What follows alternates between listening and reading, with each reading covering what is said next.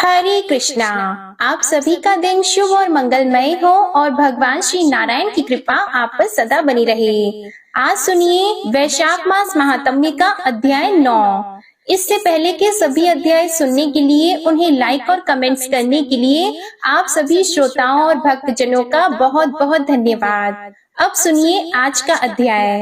एक समय कथा कहने के लिए रोम महर्षण पुत्र उग्र श्रवा मुनि आए, जो व्यास जी के परम बुद्धिमान शिष्य थे। वहां आने पर मुनियों ने उनका भली भांति स्वागत सत्कार किया। पुराणों की बहुत सी कथाएं सुनकर उन मुनिवरों ने अपनी इंद्रियों को वश में रखने वाले सूत जी से कथा श्रवण की इच्छा मन में रखकर इस प्रकार कहा। ऋषिगण बोले, रोम महर्षण कुमार सूत जी, आप सर्वज्ञ हैं, पौराणिक विषयों का वर्णन करने में कुशल हैं। अतः हम लोग आपके मुख से भूतल के मुख्य मुख्य पर्वतों का महात्म्य सुनना चाहते हैं। श्री सूत जी ने कहा, महर्षियों, पूर्व काल में मैंने यही प्रश्न गंगा जी के तट पर बैठे हुए मुनि श्रेष्ठ व्यास जी से पूछा था। उसके उत्तर में मेरे सर्वोत्तम गुरु व्यास जी ने इस प्रकार कहा। व्यास जी बोले, हे सूत जी, प्राचीन युग की बात है, एक दिन मुनि श्रेष्ठ नारद नाना प्रकार के रत्नों से सुशोभित सुमेरु पर्वत के शिखर पर गए और उसके मध्य भाग में ब्रह्मा जी का अत्यंत प्रकाशमान दिव्य एवं विस्तृत भवन देखा। उसके उत्तर प्रदेश में पीपल का एक उत्तम वृक्ष था, जिसकी ऊंचाई 1000 योजन की और विस्तार दुगुना था। उस पीपल के मूल भाग के पास अनेक प्रकार के रत्नों से युक्त दिव्य मंडप बना हुआ था, जिसके वैदूर्य मोती और मणियों के द्वारा स्वस्तिक ग्रह बनाए गए थे। वह दिव्य मंडप नए रत्नों से चिन्हित तथा दिव्य तोरणों से सुशोभित था। उसका मुख्य द्वार पुष्प राग मणि का बना हुआ था, जिसका गोपुर 7 मंजिल का था। चमकते हुए हीरों से बनाए गए 2 किवाड़ उस द्वार की शोभा बढ़ा रहे थे। उस मंडप के अंदर प्रवेश करके नारद जी ने देखा, दिव्य मोतियों का एक मंडप है, उसमें वैदूर्य मणि की वेदी बनी हुई है। महामुनि नारद जी उस ऊंचे मंडप के ऊपर चढ़ गए। वहां उक्त मंडप के मध्य भाग में एक बहुत ऊंचा सिंहासन था, जिसकी कहीं तुलना नहीं है। उस मध्य भाग में सहस्त्र दलों से सुशोभित दिव्य कमल था, जिसका रंग श्वेत था। उसकी प्रभा सहस्त्रों चंद्रमाओं के समान थी। उस कमल के मध्य में 10,000 पूर्ण चंद्रमाओं से भी अधिक कांतिमान कैलाश पर्वत के समान आकार वाले एक सुंदर पुरुष बैठे हुए थे। उनकी 4 भुजाएं थी, अंग अंग से उदारता टपक रही थी, वराह के समान मुख था। वे परम सुंदर भगवान पुरुषोत्तम अपने चारों हाथों में शंख चक्र अभय एवं वर धारण किए हुए थे। उनके कटी भाग में पीतांबर शोभा पाता था। दोनों नेत्र कमल दल के समान विशाल थे। सौम्य मुख पूर्ण चंद्रमा की शोभा को तिरस्कृत कर रहा था। मुखा अरविंद से धूप की सी सुगंध निकलती थी। सामवेद उनकी ध्वनि, यज्ञ उनका स्वरूप, श्रुग उनका मुख था और श्रुवा उनकी नासिका थी। मस्तक पर धारण किए हुए मुकुट के प्रकाश से उनका मुख अत्यंत उद्भासित हो रहा था। उनके वक्ष स्थल में श्री वत्स का चिन्ह सुशोभित था। श्वेत यज्ञोपवीत धारण करने से उनके श्री अंगों की शोभा और भी बढ़ गई थी। उनकी छाती चौड़ी और विशाल थी। वे कौस्तुभ मणि की दिव्य प्रभा से दैदीप्यमान हो रहे थे। ब्रह्मा, वशिष्ठ, अत्रि, मार्कंडे तथा भृगु आदि अनेक मुनीश्वर दिन रात उनकी सेवा में संलग्न रहते थे। इंद्र आदि लोकपालों और गंधर्वों से सेवित देव देवेश्वर भगवान के पास जाकर नारद जी ने प्रणाम किया और पृथ्वी को धारण करने वाले उन वराह भगवान का दिव्य उपनिषद मंत्रों से स्तुति करके अत्यंत प्रसन्न होकर वे उनके पास ही खड़े हो गए। इतने में ही दिव्य दुंदुभी बज उठी। इसके बाद वहां पृथ्वी देवी का शुभागमन हुआ। रत्नों सहित समुद्र के समान दिव्य वस्त्र धारण करके वे बड़ी शोभा पा रही थी। इला और पिंगला नाम वाली 2 सखियां उनके साथ थीं। उन दोनों के लाए हुए फूलों को लेकर पृथ्वी देवी ने भगवान वराह के चरणों में बिखेर दिया और उन देव देवेश्वर को प्रणाम करके वे दोनों हाथ जोड़कर उनके आगे खड़ी हो गईं। तब वराह भगवान ने कहा, पृथ्वी देवी, मैं तुम्हें शेषनाग के सुखदायक मस्तक पर बिठाकर और संपूर्ण विश्व को तुम्हारे ऊपर स्थापित करके पर्वतों को तुम्हारा सहायक बनाकर यहाँ आया हूँ। फिर किस लिए तुम यहाँ आई हो? पृथ्वी देवी बोली, भगवान, आपने पाताल से मेरा उद्धार करके ऊंचे रत्न सिंहासन की भांति शेषनाग के रत्न युक्त मस्तक पर, जो सहस्त्रों फणों से सुशोभित हैं, वहां मुझे बिठाया है। इस प्रकार मुझे भली भांति स्थिर करके मुझे धारण करने में समर्थ पुण्यमय पर्वतों को भी मेरे ऊपर स्थापित किया है, जो आपके ही स्वरूप हैं। हे महाबाहु पुरुषोत्तम, उन पर्वतों में से जो मेरे आधारभूत मुख्य पर्वत हैं, उनका मुझे परिचय दीजिए। तब श्री भगवान वराह ने कहा, सुमेरु, हिमवान, विंध्याचल, मंदराचल, गंधमादन, शालिग्राम, चित्रकूट, माल्यवान, महेंद्र, मलय, सहे, सिंहाचल, रैवत तथा मेरुपुत्र अंजन, जो बड़ा भारी स्वर्णमय पर्वत है। हे वसुंधरे, ये सभी श्रेष्ठ पर्वत तुम्हारे आधार हैं। मैंने देव समूह और ऋषि समूह के साथ इन पर्वतों का दर्शन किया है। हे माधवी, इनमें जो श्रेष्ठ पर्वत है, उनका यथार्थ वर्णन करता हूँ, सुनो। देवी, शालग्राम, सिंहाचल तथा गिरिराज गंधमादन, ये उत्तम शैल हिमालय की ओर उत्तर दिशा में स्थित हैं। वसुधे, अब मैं दक्षिण के प्रधान पर्वतों का नाम बताता हूँ। अरुणाचल, हस्ती पर्वत, गृध्राचल तथा घटिकाचल, ये सभी श्रेष्ठ पर्वत क्षीर नदी के समीपवर्ती हैं। हस्ती पर्वत से 5 योजन उत्तर सुवर्ण मुखरी नामक उत्तम नदी बहती है। उसी के उत्तर तट पर कमला सरोवर है, जिसके किनारे शुकदेव जी को वर देने वाले तथा भक्तों की पीड़ाओं का नाश करने वाले भगवान श्री कृष्ण बलभद्र जी के साथ निवास करते हैं। शुद्ध चित्त वाले वानप्रस्थ मुनि सदा उनकी आराधना करते हैं। कमला सरोवर से उत्तर 2 कोस की दूरी पर कल्प वृक्षों से सुशोभित श्रेष्ठ वन में श्री वेंकटाचल नामक प्रसिद्ध पर्वत है, जो भगवान विष्णु का महान आश्रय है। वह शैलराज 1 योजन ऊंचा और 7 योजन चौड़ा है। वह समूचा पर्वत स्वर्णमय है। उसके शिखर रत्न धारण करने वाले हैं। इंद्र आदि देवता, वशिष्ठ आदि मुनीश्वर, सिद्ध, साध्य, दानव, दैत्य, राक्षस तथा रंभा आदि अप्सराएं वहाँ नियम पूर्वक निवास करती हैं। नाग, गरुड़ और किन्नर वहाँ तपस्या करते हैं। इन सबसे सेवित अनेक नदियां हैं, जिनका दर्शन भी पुण्यप्रद है। हे पृथ्वी देवी, उस पर्वत पर अनेक प्रकार के दिव्य सरोवर शोभा पा रहे हैं। हे माधवी, अब मैं तुम्हें नारायण गिरी का महात्म्य बतलाता हूँ, ध्यान देकर सुनो। देवता, ऋषि तथा सनकादि योगी सत्य युग में अंजन गिरी को, त्रेता में नारायण गिरी को, द्वापर में सिंहाचल को और कलयुग में श्री वेंकटाचल को परमात्मा भगवान विष्णु का निवास स्थान कहते हैं। अन्य विद्वानों का भी यही मत है। जो सहस्त्रों योजन दूर से अथवा द्वीपांतर में पहुंचकर भी गिरिराज वेंकटाचल को प्रणाम करता है, उसे प्रणाम करने के उद्देश्य से उसकी दिशा की ओर भक्ति भाव से मस्तक झुकाता है, वह सब पापों से मुक्त होकर श्री विष्णु लोक में जाता है। उस पर्वत पर जो 6 प्रधान तीर्थ हैं, उनका समय अनुसार महात्म्य बतलाता हूँ। माघ मास में जब भगवान सूर्य कुंभ राशि पर स्थित हो, तब मघा नक्षत्र युक्त महातिथि पूर्णिमा को गिरिराज वेंकटाचल पर जो कुमारधारिका नाम वाली पुष्करणी है, वह समस्त लोगों को पवित्र करने वाली हो जाती है, जिसके तट पर कृतिका और अग्नि से उत्पन्न पार्वती नंदन स्कंद देवसेना के साथ भगवान विष्णु का पूजन करते हुए निवास करते हैं।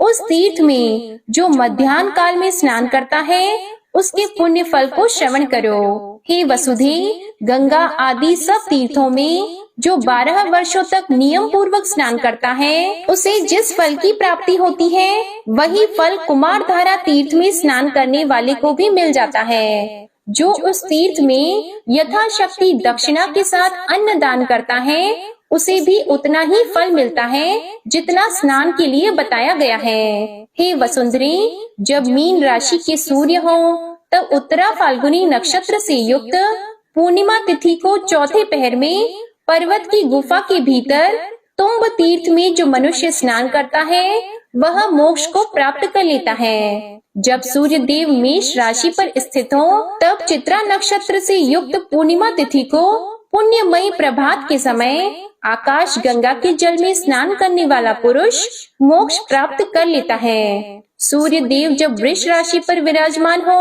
तब वैशाख मास में शुक्ल या कृष्ण पक्ष की द्वादशी तिथि को रविवार या मंगलवार का योग होने पर अथवा शुक्ल या कृष्ण पक्ष में रविवार के दिन पुष्य या हस्त नक्षत्र के योग होने पर जो मनुष्य संगम काल में पांडव तीर्थ के भीतर स्नान करता है वह इस लोक में कभी दुख नहीं पाता तथा परलोक में सुख भोगता है। हे महाभागे, शुक्ल या कृष्ण पक्ष में रविवार के साथ जो सप्तमी तिथि आती है उसमें यदि पुष्य नक्षत्र या हस्त नक्षत्र का योग हो तब गिरिराज वेंकटाचल के शिखर पर वर्तमान पापनाशन नामक तीर्थ में जो स्नान करता है वह श्रेष्ठ मनुष्य कोटि जन्म उपार्जित पापों से मुक्त हो जाता है। हे भूदेवी, अब तुम एक रहस्य की बात सुनो।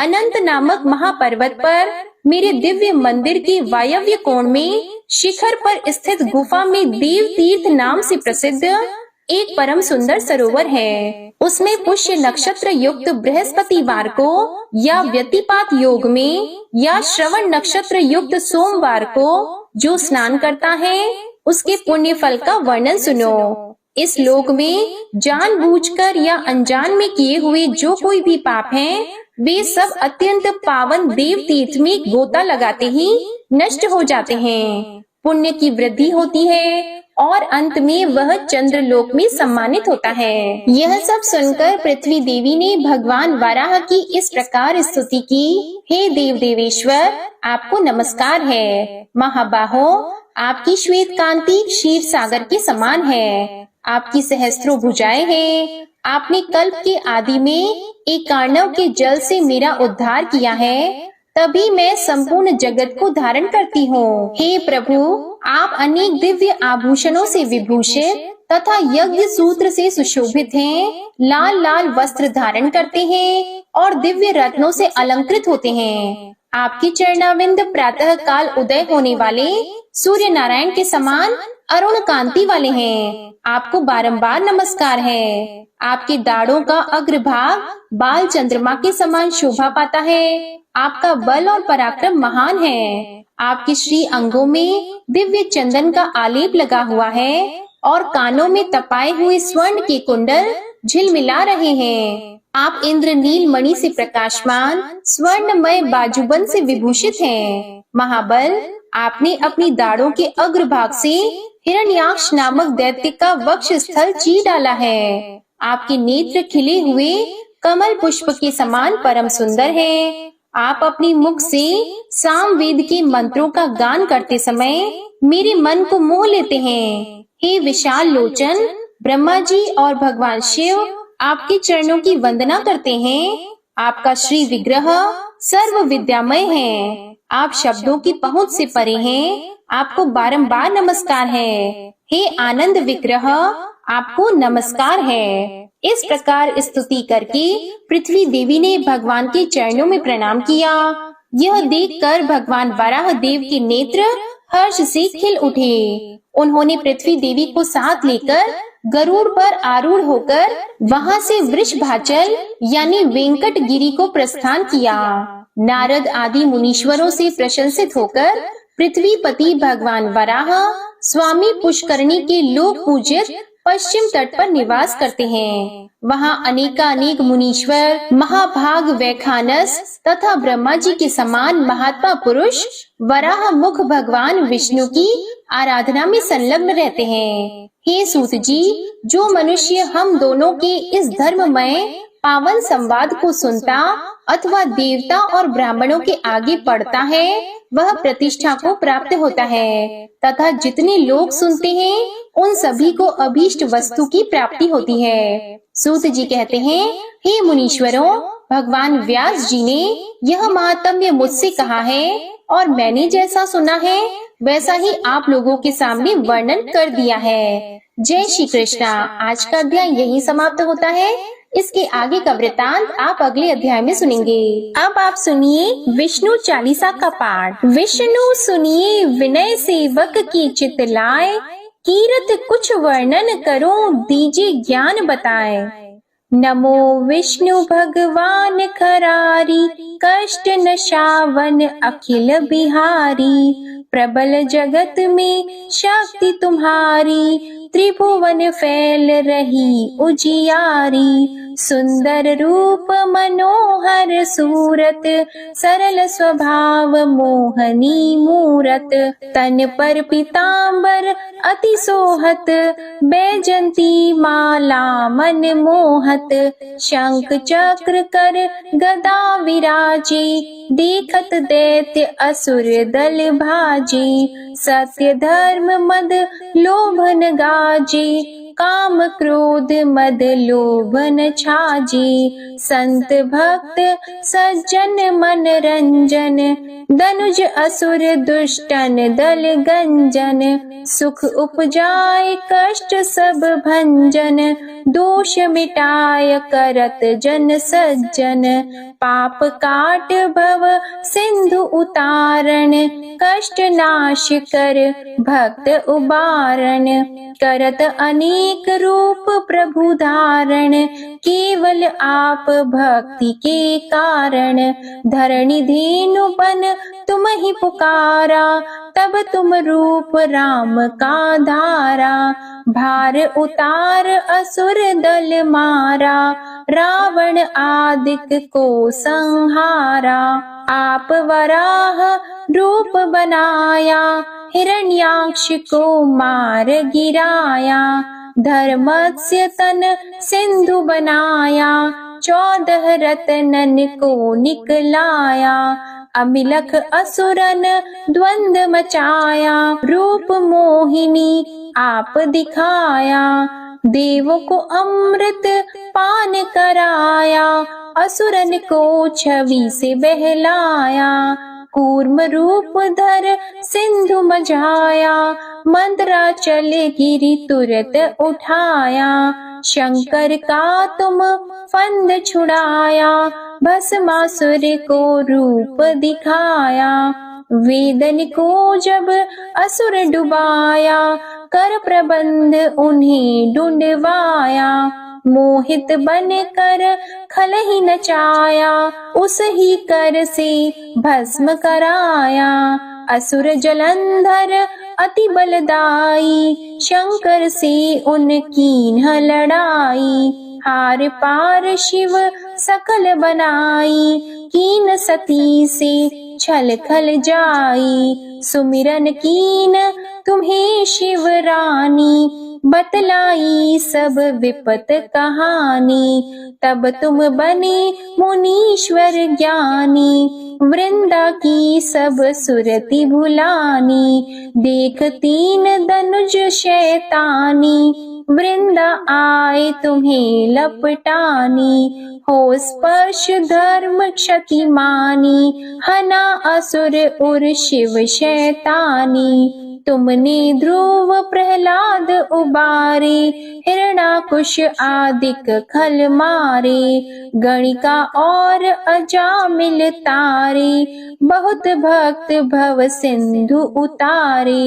हरहु सकल संताप हमारे, कृपा करहु हरि सिरजनहारे। देखहु मैं निज दर्श तुम्हारे, दीप बंधु भक्तन हितकारे। चाहता आपका सेवक दर्शन, करहु दया अपनी मधुसूदन। जानो नहीं योग्य जब पूजन, होय यज्ञ स्तुति अनुमोदन। शील दया संतोष सुलक्षण, विदित नहीं व्रत बोध विलक्षण। करहूँ आपका किस विधि पूजन, कुमति विलोक होत दुख भीषण। करहूँ प्रणाम कौन विधि सुमिरन, कौन भांति मैं करहूँ समर्पण। सुर मुनि करत सदा सेवकाई, हर्षित रहत परम गति पाई। दीन दुखिन पर सदा सहाई, निज जन जान लेव अपनाई। पाप दोष संताप नशाओ, भव बंधन से मुक्त कराओ। सुत संपत्ति दे सुख उपजाओ, निज चरणन का दास बनाओ। निगम सदा ये विनय सुनावे, पढ़े सुने सो जन सुख पावे। श्री विष्णु चालीसा समाप्त होती है। प्रेम से बोलिए भगवान विष्णु और माता लक्ष्मी की जय। आपको आज की कथा पसंद आए तो वीडियो को लाइक कीजिएगा, शेयर कीजिएगा, कमेंट में भगवान श्री लक्ष्मी नारायण जी की जय लिखिएगा और चैनल को भी सब्सक्राइब करिएगा। इसी के साथ आज आप हमारे चैनल पर सोमवार व्रत की कथा भी जरूर सुनिएगा। जय श्री राधे कृष्णा।